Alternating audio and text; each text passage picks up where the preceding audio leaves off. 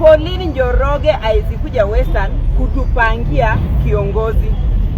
Hiyo ni mpango ya Pauline Njoroge. And Pauline Njoroge, we are saying tawe. We are saying tawe. Uhuru huwezi kuja Western unatupangia kwa sababu saizi mko na haja mnataka kitu. Wakati Uhuru ulikuwa unapatiana CS, haukujua Waluya wako, uchukue hata mmoja uweke kwa ministry. Wakati mumeua kampuni zetu za sugar industry, so ni sugar ya Webuye Pan paper na zile vitu ambazo ziko Western, hamkujua itasaidia Waluya. Ndio saizi mkuje mnataka your own interest, mnatumia Pauline through Sifuna ati ya kwamba mnatupangia viongozi. Hiyo haiwezekani. Luyas are not full to that extent. Luyas are not full to that extent. And Luya, I want you to smell the rat. Hao watu wanatuingiza kwa box yenye hatutawahi toka hapo. Hebu compare in Western and in Central in terms of infrastructure, in terms of resources. Wagani wamepewa mingi. And yet wakina Uhuru mlikuwa kwa regime. Msicheze na akili yetu hata dakika moja. Hiyo tunasema ni zero. Sifuna, wewe kama unataka kuwa kiongozi wa Luya, not through Njoroge, not through Uhuru. Hiyo peleka huko Central, chukua wale Waluya kidogo ndio peleke huko ukwe leaders wao. Second, ningependa this time round nilisema ya kwamba hakuna kumislead public. Kwa hivyo wewe mama, kama hujafanya research yako, don't waste your time misleading the public. Unasema ati Uhuru haku appoint hata mtu mmoja kutoka Western na kuwe minister. Now, mimi nimekuja na evidence yangu. Hamwezi cheza na jina ya Uhuru Muigai Kenyatta alafu tunyamaze ati ndio mfurahishe watu wa tuta. Sikiza. Despite Western Kenya leaning towards the opposition in the last two elections, the region seemed to always find favor with government. From the times of Kenyatta 1 through Moi and Kibaki, the region has always been at the center, but President Uhuru Muigai Kenyatta has been exceedingly generous with the Mulembe nation. Haya. Having served as the powerful Minister for Justice and Constitutional Affairs during the Moi Kibaki regime, Devolution Cabinet Secretary Eugene Wamalwa miscalculated and found himself out of elective politics in 2013, but Uhuru Muigai Kenyatta appointed him the Water and Irrigation Cabinet Secretary in 2015 before elevating him to the powerful devolution docket after the 2017 election. Mloya wa kwanza. Kwa hivyo Waluya, kama mko na shida ya maji, endeni muulize Eugene Wamalwa. Navokolo MP Emmanuel Wangwe was surprisingly appointed the majority whip in the National Assembly during a Jubilee Party parliamentary group meeting chaired by Uhuru Muigai Kenyatta.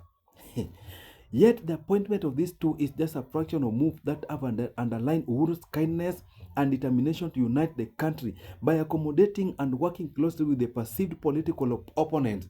Just imagine Waluya kwa opposition, lakini Uhuru Muigai Kenyatta bado alikuwa na appoint.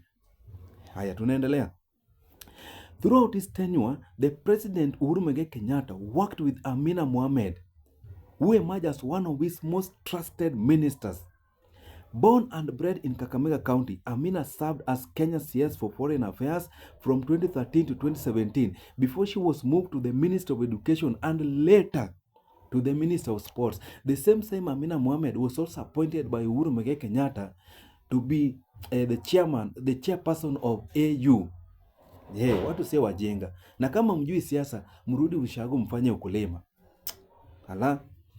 Uhuru also appointed Judy Wakungu as Cabinet Secretary for Environment and Natural Resources in 2013.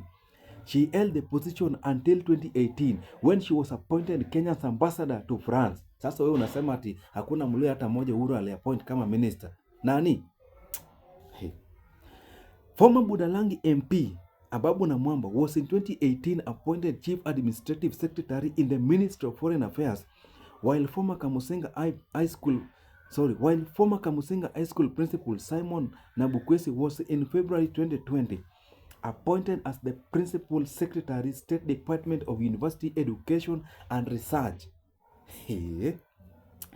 Before the appointment, Uhuru Muigai Kenyatta had retained Nabukwesi as Kenya's High Commissioner to Canada and Ambassador Plenipotentiary and Extraordinary to Cuba. Dr. George Masafu was also pegged as Kenya Ambassador to the DRC. Hao ni Waluya wote. Na unasema ati hakuna Mluya hata moja Uhuru aliappoint. Haya. Western Kenya has also been greatly considered when it comes to appointment to state departments. Hey, former minister Muskari Kombo was appointed the Water Service Trust Fund, which was a WSTF chairperson, while in 2016, ex-Bumula MP Wakoli Bifoli was also appointed as non-executive chairperson of the Agricultural Department Corporation Board to replace the late Soita Shitanda, also from Western. Hey, there was uproar when Uhuru Muigai Kenyatta appointed former Vice President Mudia Wuri to chair the Sports Fund Board on the eve of his 91st birthday. Imagine, mpaka Mudia Wuri Mloya amefikisha 91 years, lakini bado Uhuru Muigai Kenyatta alimpea kazi. Hadi watu walipiga kelele sana. Hatujasahau Rashid Echesa, who was also appointed the Minister of Sport. Kama sio mdomo yake na kierere ya kutusi Atuoli, kutusi Wetangula na kutusi Raila, sahi bado angekuwa hata kwa government. Watu sio wajenga. Nani? Haya. In 2014, the President Uhuru Muigai Kenyatta appointed former senior military official Major General retired Gordon Kialangwa as Kenya's new Director of Immigration. In 2019, Kialangwa was elevated to Principal Secretary in the Ministry of Defense before he was moved to the Public Works docket. Raundi hakuna kunanganya public, hakuna kuaccuse Uhuru ati hakufanya. Evidence iko hapa. Hii ni evidence. Haya. Former Rift Valley Regional Coordinator Wanyama Musiambo was appointed Deputy Head of Public Service under the Office of the President. Musiambo, who hails from Bungoma County, was exemplary in helping Uhuru combat illicit trade in the country.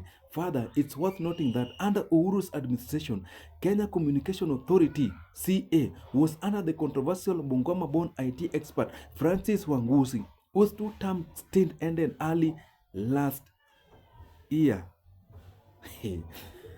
We also have Francis Atuoli. Francis Atuoli, who is also the long-serving Central Organization of Trade Union, which is KOTU, has also been in recent years become Uhuru's close confidant. Tukuje kwa Pan Paper. Webuye Pan Paper officially collapsed in 2009. But Uhuru Muigai Kenyatta became president in 2013. Sasa collapsing ya Webuye Pan Paper na Uhuru Muigai Kenyatta kuwa president inaingiliana wapi? Anyway, when Uhuru took over as the president, he tried his level best to revive Pan Paper, which is currently called Rai Pan Paper. Now, hizi ni vitu Uhuru alijaribu kufanya at least. Webuye Pan Paper ifanye kazi. Haya, the first one. Securing an investor. In 2016, Uhuru's government facilitated the privatization of the ailing miller, bringing in the Rai group of companies as a strategic investor to take over, and Uhuru himself injected 900 million Kenyan shillings into the facility. Reopening the plant. Uhuru officially commissioned the reopening of the factory in December 2016, which allowed it to resume operations and initially created about 500 jobs. Sasa unaona, wenzako walipata kazi, wewe ukapo jivanji, unapiga kelele na unatudanganya. Rudi ushago ufanye kazi bwana. We mama.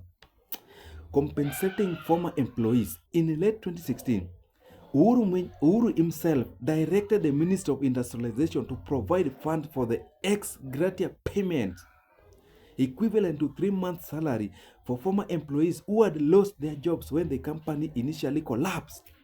Despite this intervention, the revival faced subsequent challenges, and former employees have continued to petition, and they also begged Uhuru Muigai Kenyatta to help them at least get their payment, which amounted to 640 million shillings. Hakuna kudanganya, hakuna kusema uongo juu ya Uhuru Muigai Kenyatta. We are well informed. Evidence iko hapa na round evidence iko kwa karatasi. Thank you so much for paying attention to this matter. Thank you so much for following me. Evidence iko hapa.